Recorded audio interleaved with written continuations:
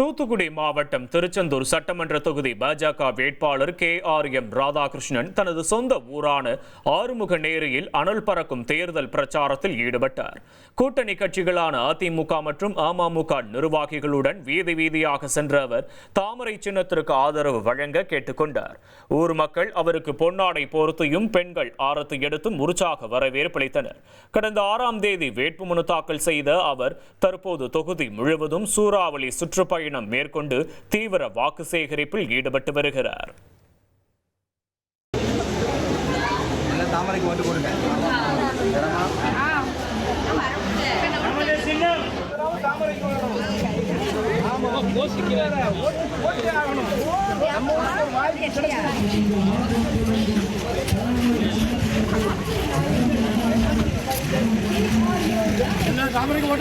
இந்த ஆறுமுகநேரியிலே KRM ராதாகிருஷ்ணனுக்கு அதிக அளவு வாக்குகள் பதிவானது என்றால்தான் நமக்கெல்லாம் பெருமை. சிந்தித்து பார்க்க வேண்டும் ஆறுமுகநேரியை சேர்ந்தவர்கள்.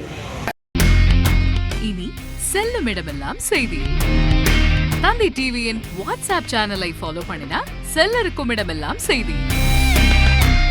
இதோ QR கோட் இப்பவே ஸ்கேன் பண்ணுங்க, ஃபாலோ பண்ணுங்க.